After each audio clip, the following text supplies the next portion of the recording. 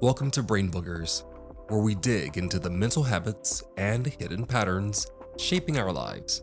I'm MJ, and today we're exploring the invisible ways society shapes our minds, what philosopher Erich Fromm called socially patterned defects, and unpacking the silent scripts society hands us, those everyday habits and beliefs we rarely question but probably should. Ready to ponder why do we do things this way and discover new ways forward? You're in the right place. We'll take a look at the environment surrounding our canoe, the fog that impairs our visibility, and with awareness, manage our halt before we get tripped up. Before we dive in, do me a favor, if you haven't, please click the subscribe button and tap the notification bell so you never miss the latest. Share this episode with someone who could use a little inspiration and a conversation. Your experiences help us all move forward together. And please note, the content shared on this podcast is intended for informational and educational purposes only, and is based on research, personal experiences as a coach, and anecdotes from my wellness journey. I am not a psychiatrist, psychologist, psychoanalyst, therapist, or licensed mental health professional. This podcast does not offer medical advice, diagnosis, or treatment. If you are experiencing mental health issues or have inquiries concerning your well-being, it is advised to seek assistance from a qualified healthcare provider or mental health professional.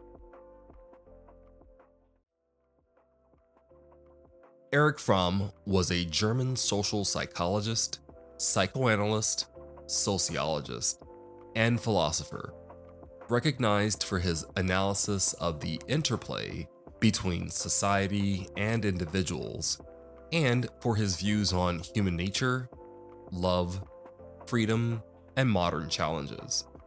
Fromm's writings include Escape from Freedom, 1941, The Sane Society, 1955, The Art of Loving, 1956, Man for Himself, 1961, The Forgotten Language, and To Have or to Be, 1976, and posthumously, The Art of Being, 1994.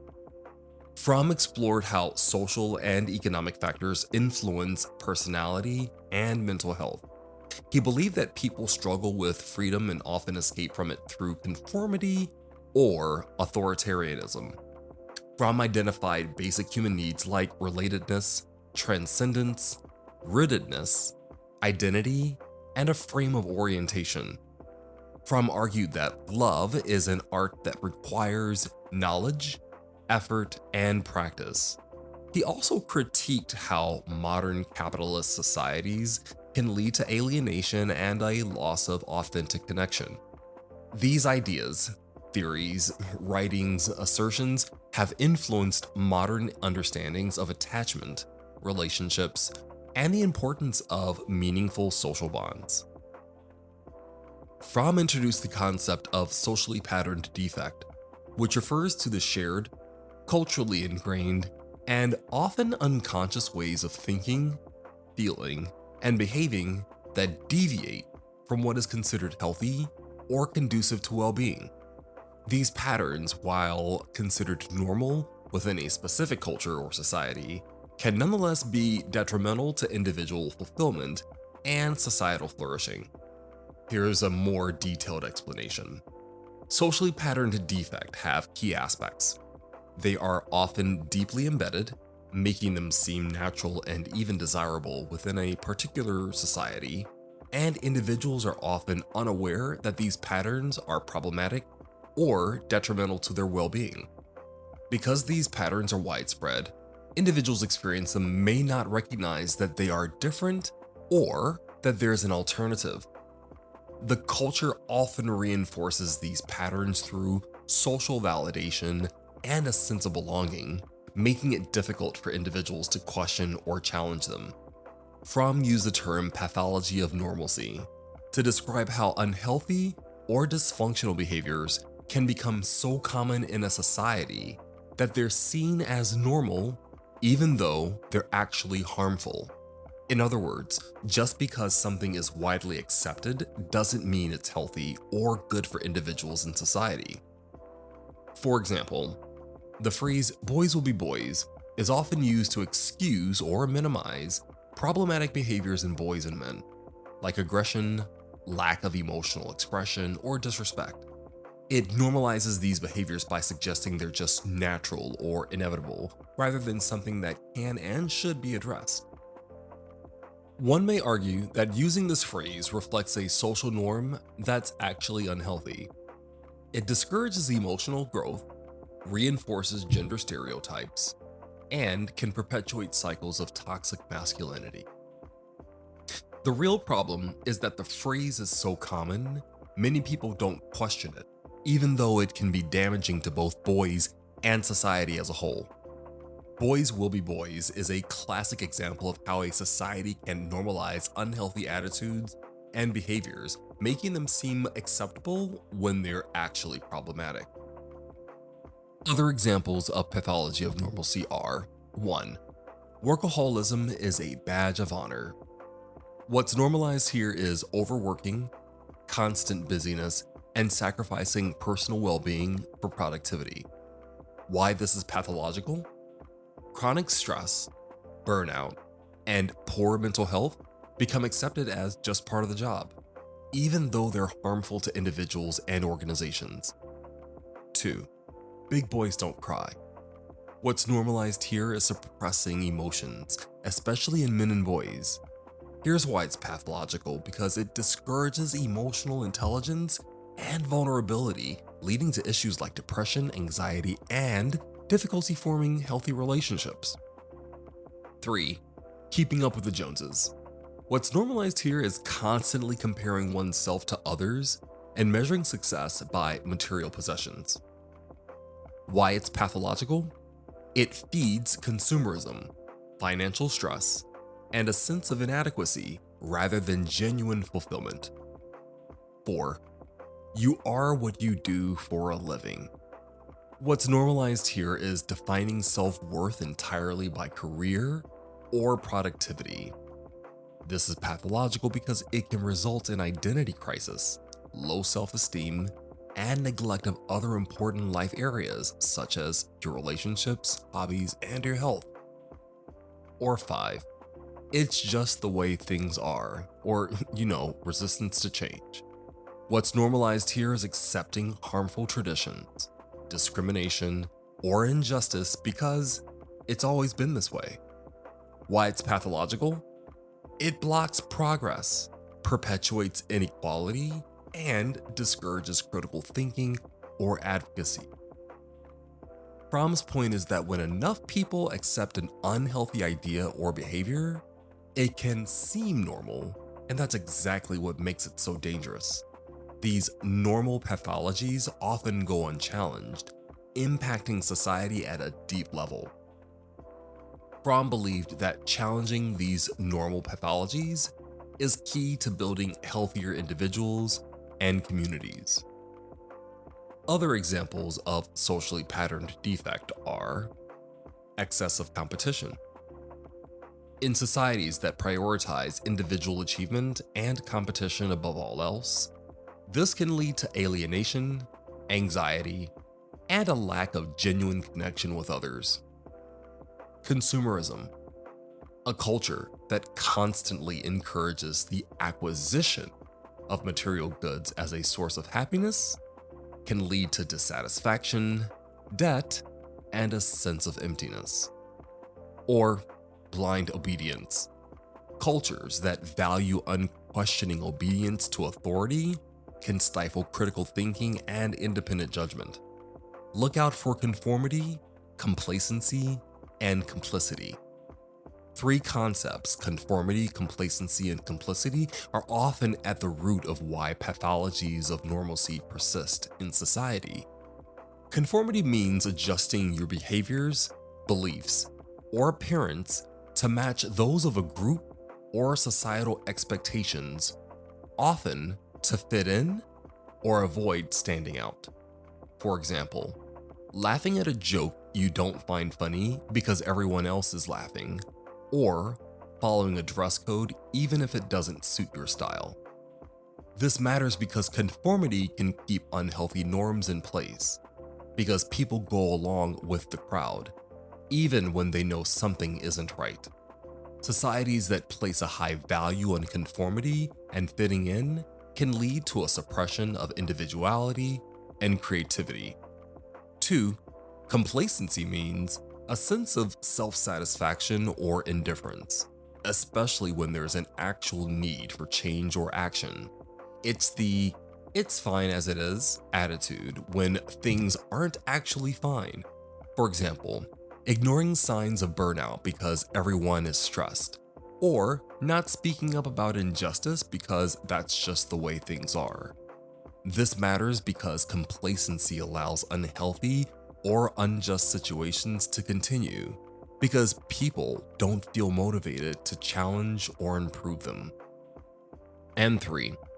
Complicity means being involved with others in an activity that is wrong or harmful, either through active participation or passive consent, not stopping it when you could. For example, staying silent when you witness discrimination at work, or going along with unethical business practices to protect your own position. This matters because complicity enables harm to continue, because silence or inaction can be as damaging as direct involvement. I'd wrap this up as: conformity is going along with the group. Complacency is being comfortably numb to problems. Complicity is being actively or passively involved in wrongdoing. These forces can make it hard to challenge normal but harmful behaviors, but becoming aware of them is the first step toward change. Understanding socially patterned defects is crucial for recognizing the ways in which societal structures and cultural norms can negatively impact individuals.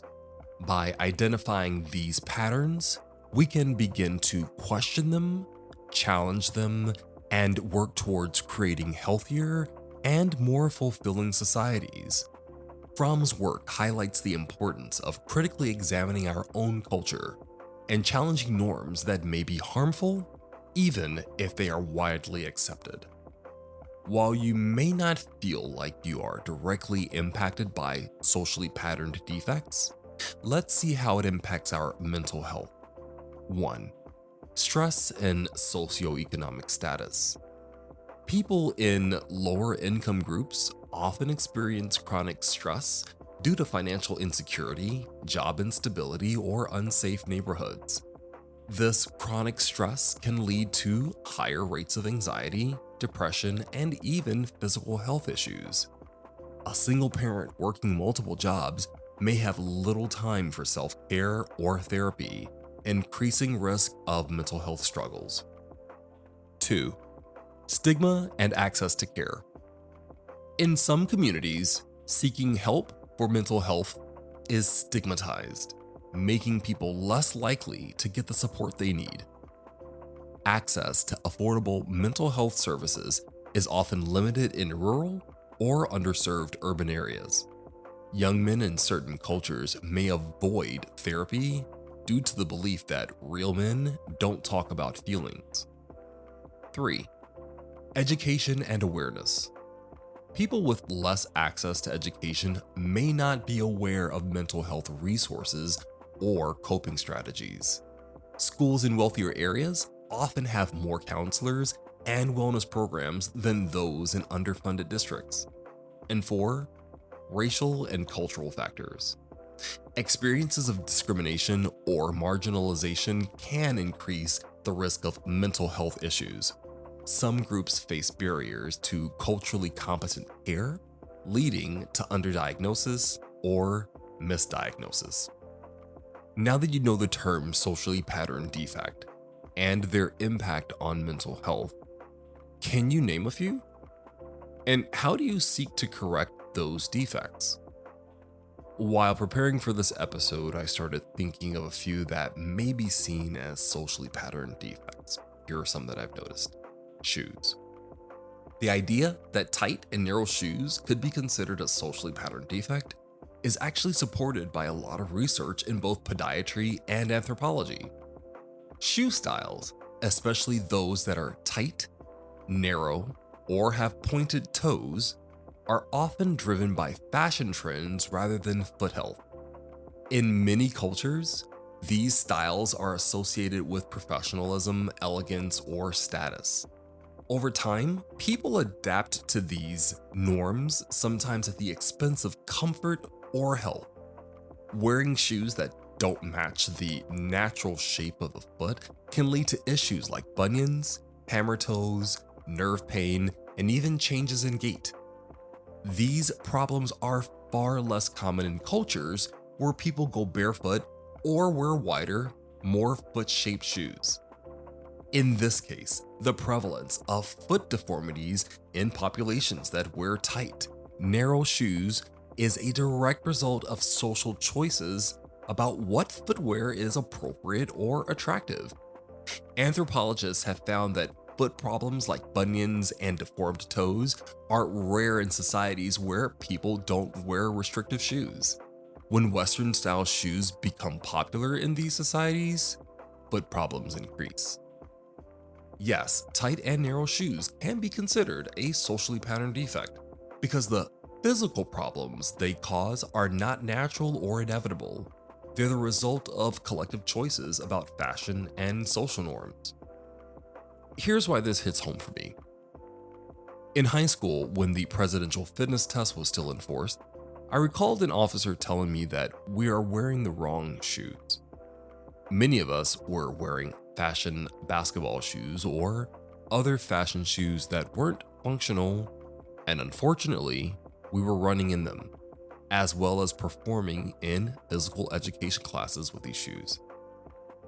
I thought nothing of it then, other than chucking it up to an old guy with a grumpy demeanor, but beyond that, he was onto something. Later in my 30s, I started to notice that the shoe size I was wearing was too small, and the business or church shoes were causing my feet pain. After getting past scripts in my head about big feet that I'd heard from family members, I put that aside and focused on comfort over fashion. I wasn't going to spend money on low-function shoes that I'd have to invest in orthopedic care later, and decided to toss the narrows and don the wides. My feet feel better, my gait is better, and my spine, my hips feel better too. As we talked about, tight and narrow shoes reflect fashion and social expectations, which then shape, literally, our feet over generations. Let's try another. Soft foods and teeth. There's strong evidence that the modern diet, especially in developed societies, has contributed to increased teeth misalignment or malocclusion. Here's why. Historically, humans ate tougher, more fibrous foods that required lots of chewing, goes the theory. This stimulated proper jaw growth and tooth alignment. Modern diet consists of softer, processed foods which require less chewing, leading to underdeveloped jaw muscles and smaller jaws. The result? Less space for teeth, which increases crowding and misalignment. Anthropological studies of ancient skulls show that malocclusion was rare before the advent of agriculture and processed foods. As diets softened, dental crowding became more common. Both examples, foot deformities from shoes and dental misalignment from soft foods, are socially patterned defects. They're not genetic inevitabilities, but the result of widespread, socially driven behaviors. Or what about another socially patterned defect in adulthood? Something that we carry from childhood? Cleaning your plate. Growing up, there were many moments when food was light, groceries were light, the 80s were rough. made it through. Hallelujah, still here. And there were times when my mother would purchase meats that I didn't like eating, and I tell you to this day I can't stand chicken leg. But it was the cheapest meat for her to purchase, and she would purchase these. And I remember in one particular moment, I didn't want to eat the chicken leg, but she told me about the starving kids somewhere on another continent, or just the fact that she cooked it, eat it, or that I'm going to go to bed hungry. So obviously, one, follow authority. You're a kid. Two, you need your calories. Eat the food. Unless you have an allergy to it and they need to, get something else, then do what you need to and survive. That's my approach to it. I'm not telling you all who are listening that that's what you got to do, but this is what was the case growing up. So anyway, I grew up under the concept of the clean plate club. And that meant that whatever was put on your plate, that you ate it. I think that there are others who are listening now who probably also grew up under that idea of the clean plate club. And what I'm trying to get at is the fact that now in your adulthood, be you a Generation Y, here asking the questions, shout out to my fellow Gen Ys and millennials, or be it a Gen Z who's like, look, you all are putting me to sleep with this old stuff that you all keep perpetuating, or the Generation X who's wondering what is happening with the boomers, and then the boomers who are doing their thing. Hey, look, just, I understand that times were rough, and we made it, but now, if you're still holding on to the Clean Plate Club membership and you don't need to, probably because you have better resources or just a better understanding of how your body works, you can stop that. You're wondering why that weight just won't come off, probably because you're still eating like, you gotta have a feast every day. It's Thanksgiving every single week for you. It's Easter every single week. It is Mother's Day it is some type of feast day for you all the time. And I think this is something that we tend not to pay attention to, is this little socially patterned defect that is wrapped up in festivity, that is wrapped up in joy, that is wrapped up in celebration, is also something that, if done too much, creates problems. Does lead to an increase in weight and dare I say, a challenging relationship with food. So this is something that I think is also something that we can look at and say, is this something that I do? Do I feel like I need to pile all the food on my plate because I see it at a buffet, or because I feel like I'm gonna miss out on that one thing if I didn't taste it, because that's what I'm here for? And so you just, instead of doing like tapas where it's just little tasters and appetizers, little finger food sizes, you want to just pile it on, and then you wonder why your stomach hurts later on. I mean, it again, socially patterned defects. So yeah, the next time you feel you need to pile the food on your plate, ask yourself if you're doing something from your childhood that no longer serves as a valid purpose in your seasoned years. So another socially patterned defect that I was looking into is the Disney effect, and it's more of a pop psychology term than a clinical diagnosis. And it describes how Disney movies and similar fairy tales or romantic media can shape people's expectations about love and relationships in ways that are often unrealistic or idealized. The Disney effect is the tendency to develop romantic ideals based on the magical, effortless, and happily ever after love stories portrayed in Disney films. Common themes include, love at first sight, soulmates are the one, happily ever after without ongoing effort, dramatic rescues and grand gestures, and overcoming all obstacles for love. It shows up in real life through high, sometimes impossible expectations, with us believing that relationships should always be easy, passionate, and perfect. What about in disappointment or dissatisfaction, where real relationships require communication, compromise, and work, things not often shown in fairy tales? There's also the overlooking red flags, where some Disney stories romanticize unhealthy behaviors like obsession, lack of boundaries, or fixing someone through love. And then there's that pressure to find the one. That idea that there's just one perfect person out there that can lead to frustration or anxiety. While not a formal diagnosis, therapists and relationship coaches often reference the Disney effect or Disneyfication of love when discussing how media, especially romantic movies, influences our expectations and satisfaction in relationships. A few others I won't dive into, but have been considering are cell phones. It creates less situational awareness, more neck and spine pain, and reduced social interaction.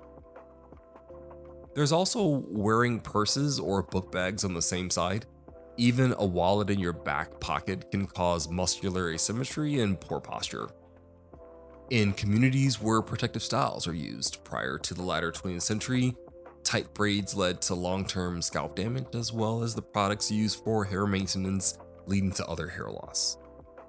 So, as we start to think about things we do or say or think automatically and their origins in feeders, we can also look at how our attachment style influences what we perpetuate or question. Understanding our attachment styles is a game changer when it comes to recognizing and dismantling socially patterned defects and behaviors, especially in the realms of relationships, self-worth, and emotional health. Attachment styles, secure, anxious, avoidant, and disorganized, are patterns of relating to others that form in early childhood, usually based on our caregiver's responsiveness. These patterns shape how we connect, trust, and respond to intimacy and stress throughout life.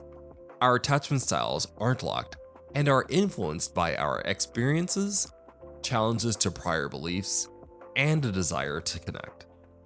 Social patterns are built on attachment. Society often reinforces certain attachment patterns, like discouraging secure or anxious attachment needs by saying, "Don't be too needy." Promoting avoidant behaviors with statements like, "Independence above all," as heard in songs with an avoidant theme. That while empowering, may also reinforce the idea that vulnerability is a weakness and detachment is strength. Even suppressing vulnerability by saying "toughen up, don't show emotion." These messages are normalized even when they're unhealthy or limiting. When you understand your attachment style, you can start to see which social patterns you've internalized. Do you people please or fear abandonment? This may be anxious. Do you withdraw or avoid closeness? This may be avoidant. Do you feel chaotic or mistrustful in relationships? This may be disorganized. This awareness helps you recognize when you're acting out of old conditioning, not authentic choice. And once you spot these patterns, you can begin to question them. Is this behavior truly me? Or is this something I learned to survive? And does this pattern serve me now, or is it holding me back? This opens the door to healthier, more conscious behaviors and relationships. As you do your own attachment work, you naturally model new, healthier ways of relating for others, challenging the broader social norms that keep people stuck in unhealthy patterns. By talking openly about attachment and its impact, you give permission for others to explore and heal their own patterns, creating ripple effects in families, communities, and even workplaces. So, understanding your attachment style is like getting the user manual for your relational habits. It helps you see which behaviors are truly yours and which are socially conditioned. This awareness is the first step in dismantling the pathologies of normalcy and building more authentic, connected, and healthy lives. Life can feel like we're standing on the sand with our backs turned toward the ocean and being knocked down by a wave, while attempting to stand, being barreled over as you fight the waves. To better understand the reasons why we can't seem to get out of our problem, let's see how the framework of ignorance, ideology, and inertia are at work. First, ignorance isn't just not knowing. It's often structured or systemic. Sometimes people are unaware of the negative consequences of certain social patterns, or they haven't been exposed to alternative viewpoints. This lack of awareness can perpetuate defects because there's no perceived need to change.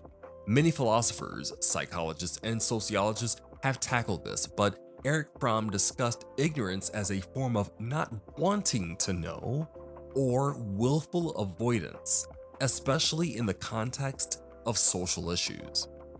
Paulo Freire, in their book Pedagogy of the Oppressed, wrote about the culture of silence and how ignorance can be socially constructed to maintain oppression. As well as Noam Chomsky, who has spoken about manufactured ignorance in media and politics. Next, ideology shapes collective beliefs and values. When an ideology becomes dominant within a group or society, it can justify or normalize certain behaviors, even if those behaviors are harmful or defective. For example, ideologies around gender, race, or class have historically led to systemic discrimination. The power of ideology is that it can make certain social patterns seem natural or inevitable, even when they're not.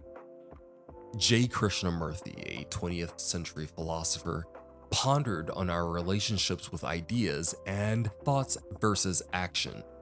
He suggested that ideas are homemade gods, and if a relationship is based on an idea, then there is no action, no understanding in the relationship. We can only be discovered in relationship through understanding the thought process, not denying the thought process. Karl Marx is perhaps the most famous for analyzing ideology, describing it as a system of beliefs that serves to justify and maintain the status quo and power structures. Louis Althusser, a French Marxist philosopher, expanded on this, seeing ideology as something that shapes our very sense of reality, and others introduced the idea of cultural hegemony, where dominant ideologies become common sense. Finally, social inertia is the tendency for established patterns, systems, or institutions to persist over time, even when they're flawed. Change requires effort, and there's often resistance because people are comfortable with what's familiar, or because there are vested interests in maintaining the status quo. Erich Fromm talked about inertia in the psychological and social sense, the tendency of individuals and societies to resist change even when change would be beneficial. Sigmund Freud discussed resistance and inertia in the context of the psyche and therapy.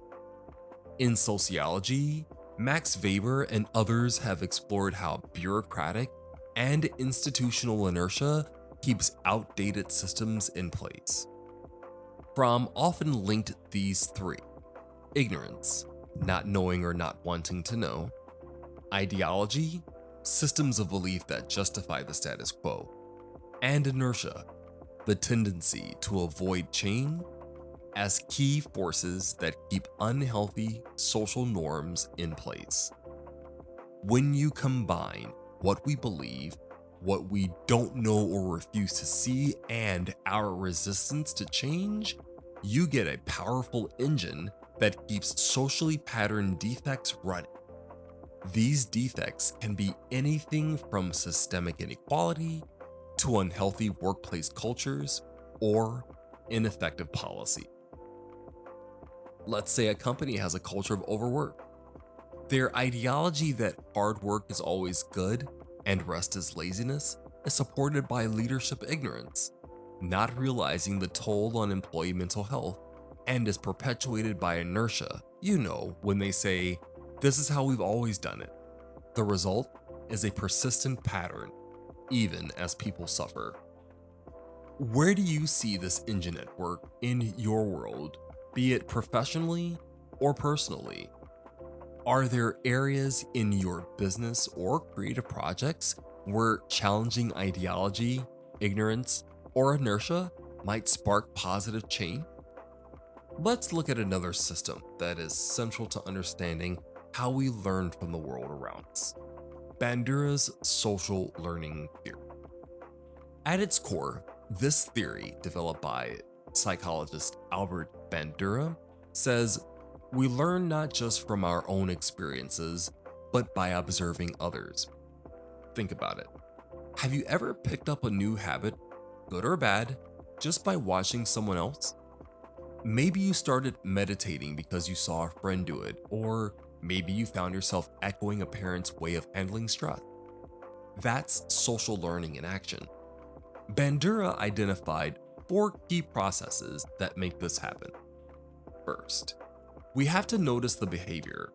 We're more likely to pay attention if the person is someone we admire or see as similar to ourselves. Next, we have to remember what we saw. This is where mental rehearsal and memory come in. Then, we need the ability to actually do the behavior ourselves. Sometimes we need practice, sometimes we need the right environment. And finally, we need a reason to imitate the behavior. If we see someone get rewarded for it, we're more likely to try it ourselves. Bandura's classic Bobo doll experiment is a great example. Kids watched adults act aggressively toward a Bobo doll. When given the chance, the kids imitated the aggressive behavior, even if they hadn't seen any direct consequences. This showed that observation alone can drive learning.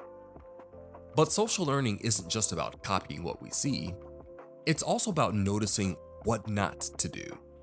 If we see someone face negative consequences, we might avoid that behavior ourselves. So, why does this matter for mental health and growth? Because so much of who we are, our habits, attitudes, even our attachment styles, are shaped by the people and environments around us. By becoming more aware of what we're modeling for others and what we're picking up ourselves, we can make more intentional choices. Now that we know that we can fall into socially patterned defects easily, let's use 3 frameworks to understand and dismantle socially patterned defects: fog, halt, and ho'oponopono. The concept of fog, which stands for fear, obligation, and guilt, is a powerful lens for understanding and dismantling socially patterned defects and behaviors. Worrying about what might happen if you don't conform or comply, feeling like you owe it to others or to society to act a certain way, and or feeling bad for wanting something different or for challenging the status quo. These emotions are often used, consciously or unconsciously, to keep people in line with unhealthy norms, even when these norms don't serve them. Here are ways awareness of fog helps dismantle harmful norms. 1. Naming the manipulation. When you can identify that your resistance to change is rooted in fear, obligation, or guilt, you're already halfway to breaking free. Naming fog helps you see these emotions as tools of social conditioning, not as facts about who you are or what you owe. 2. Creating emotional distance. Awareness lets you pause and ask, is this feeling truly mine? Or is it something that I've been taught to feel? This space is where you can start making choices that align with your authentic values, not just what's expected. 3. Reducing automatic compliance. When you recognize fog, you're less likely to automatically comply with unhealthy patterns, like people-pleasing, staying silent, or tolerating mistreatment, just because that's how it's always been. 4. Empowering conscious choice. You can start to question, what am I afraid will happen if I challenge this? Do I really owe this, or is this just a social script? Is this guilt justified, or is it a learned response? This self-inquiry is the first step toward new, healthier behaviors. And 5, modeling change for others. As you work through your own fog, you become a role model for others. You show that it's possible to question, challenge, and ultimately change unhealthy norms, whether in families, workplaces, or society at large. Let's say you're always the go-to person for emotional support in your friend group, even when it drains you. Out of fear, you may be thinking, if I set boundaries, they'll leave me. Out of obligation, you may be considering, it's my job to be there for everyone. And out of guilt, you may be saying to yourself, I'm selfish if I say no. Recognizing this fog helps you see that these feelings aren't absolute truths. They're social patterns you can question and outgrow. Awareness of fog gives you the clarity and courage to break free from the invisible chains of social conditioning. It's a superpower for anyone committed to personal growth and cultural change. Next, the HALT framework, standing for hungry, angry, lonely, or tired, is a simple yet powerful tool for self-awareness and is just as effective for examining and dismantling socially patterned defects and behaviors. Here's how HALT can help you break free from unhealthy social patterns. 1. Pause and check in. HALT is a reminder to pause and ask yourself, am I hungry? Am I angry? Am I lonely? Am I tired? These states often make us more vulnerable to falling back on automatic, socially conditioned behaviors, like people-pleasing, snapping at others, or numbing out. 2. Spot triggers for social patterns. Socially patterned defects, like always saying yes, avoiding conflict, or seeking approval, often show up most when we're in a HALT state. Hungry? You might agree to things you don't want to just to keep the peace, because you're physically depleted. Angry? Old patterns like passive aggression or shutting down may surface. Lonely? You might tolerate toxic relationships out of fear of isolation. Tired? You're less likely to challenge the status quo when you're running on empty. 3. Interrupt the automatic response. When you notice you're in a HALT state, you can pause before reacting by asking yourself, is this behavior really what I want? Or is it just what I've always done when I feel this way? This creates space to choose a new, healthier response, even if it's just taking a break or reaching out for support. 4. Build compassionate self-awareness. HALT helps you see that many defects aren't moral failings. They're coping mechanisms that show up when your basic needs aren't met. This self-compassion makes it easier to change. And 5. Reframe and rewire. By consistently checking in with HALT, you can start to notice patterns. I always say yes to extra work when I'm tired, or I reach for social media when I'm lonely. With this awareness, you can intentionally practice new behaviors that align with your values, not just old conditioning. HALT is like a mental pit stop that interrupts the cycle of unhealthy, automatic behaviors shaped by society. It helps you meet your real needs instead of repeating patterns that no longer serve you.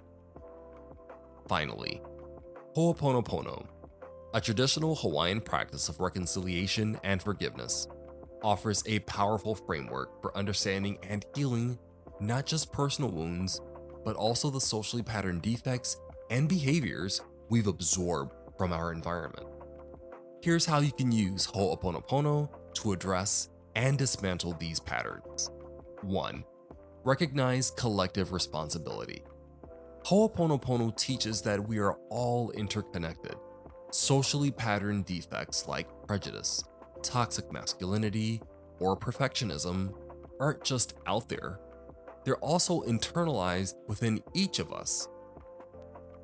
By acknowledging your role, however small, in perpetuating these patterns, you become empowered to help heal them. 2.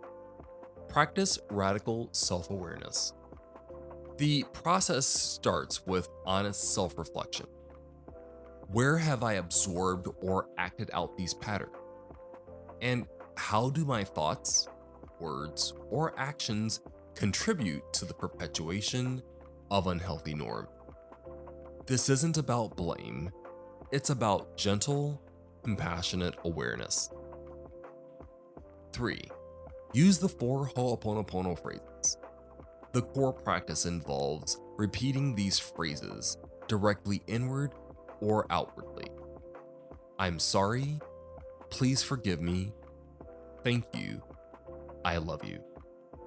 Apply them to yourself, to others, or even to the collective consciousness. I'm sorry for any way I've contributed to or benefited from this pattern. Please forgive me for my unconscious participation. Thank you for the opportunity to see, learn, and change. And I love you to yourself, others, and the world as an act of healing. 4. Release and repattern. As you use Ho'oponopono, you begin to release guilt, shame, or defensiveness.